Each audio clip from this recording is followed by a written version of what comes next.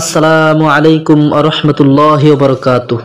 ইন্নাল হামদালিল্লাহ ওয়াসসালাতু ওয়াসসালামু আলা রাসূলিল্লাহ, আম্মা বাদ। প্রিয় ভাই ও বোন, আশা করি আপনারা সকলেই ভালো আছেন। আলহামদুলিল্লাহ, আল্লাহ সুবহানাহু ওয়া তাআলার অশেষ মেহেরবানিতে আমি অনেক ভালো আছি।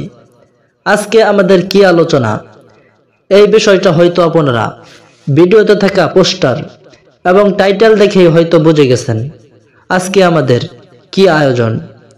আমাদের ভিডিওটি শুরু করার পূর্বে আপনাদের কাছে একটাই অনুরোধ, আপনারা যদি মুক্তির আহ্বান ইউটিউব চ্যানেলে নতুন সদস্য হয়ে থাকেন তাহলে অবশ্যই আমাদের এই ছোট চ্যানেলটা সাবস্ক্রাইব করে রাখবেন।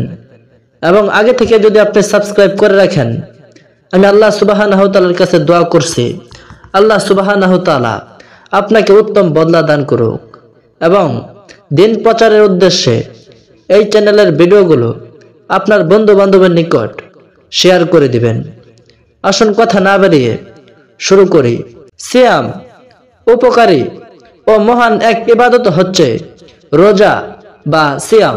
তাজেদারে রিসালাত, শাহানশাহে নবুয়ত, নবিয়ে রহমত, মাহবুবে রব্বুল ইজ্জত, মাহবুবে রহমান, সাইয়্যিদুল মুরসালিন, রহমাতুল লিল আলামিন, খাতামুন নবিয়্যিন, নবিকুল সুলতান, সরদার দো জাহান, নবিকুল সরদার, মদিনার তাজদার, আহমদ মুস্তাফা, মুহাম্মদ মুস্তাফা, রউফুর রহিম, হুজুর পুরনূর, হুজুর আনোয়ার, নূরে মুজাসসাম, তাজদারে দো আলম, রহমতে আলম, রাসূল আরবি, সুলতানে মদিনা সাল্লাল্লাহু আলাইহি ওয়াসাল্লাম বলেন, বনি আদম যে আমল করে তার সওয়াব 10 গুণ থেকে 700 গুণ পর্যন্ত বৃদ্ধি করা হয়।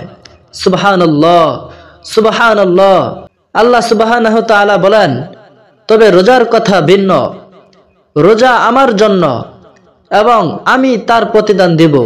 আমার জন্য সে খাহেশ ও পানাহার বিসর্জন দিয়েছে। রোজাদারের জন্য রয়েছে 2টি আনন্দ, একটি ইফতারের সময়, অন্যটি তার রবের সাথে সাক্ষাতের সময়। নিশ্চয় রোজাদারের মুখের গন্ধ আল্লাহর কাছে মেশকের চেয়েও অধিক প্রিয়। বুখারী হাদিস নম্বর 7492। তিনি আরো বলেন, যে ব্যক্তি আল্লাহর জন্য একদিন রোজা রাখবে, সে কারণে ওই দিন আল্লাহ তার চেহারা জাহান্নাম থেকে 70 বছর দূরে রাখবেন। সুবহানাল্লাহ, সুবহানাল্লাহ। মুসলিম শরীফের হাদিস, হাদিস নম্বর 2767। জান্নাতে একটি দরজা আছে যাকে রাইয়ান বলা হয়। সেই দরজা দিয়ে শুধু রোজাদাররা প্রবেশ করবে, অন্যরা প্রবেশ করতে পারবে না। তাদের প্রবেশ শেষ হলে দরজাটি বন্ধ করে দেওয়া হবে, আর কেউ প্রবেশ করতে পারবে না। রোজা কিয়ামতের দিন মানুষের জন্য শাফায়াত করবে, যেমন তাজেদারে রিসালাত, শাহানশাহে নবুয়ত, নবিয়ে রহমত, মাহবুবে রব্বুল ইজ্জত হযরত মুহাম্মদ মুস্তাফা সাল্লাল্লাহু আলাইহি ওয়াসাল্লাম বলেছেন, সিয়াম ও কুরআন কিয়ামতের দিন বান্দার জন্য সুপারিশ করবে।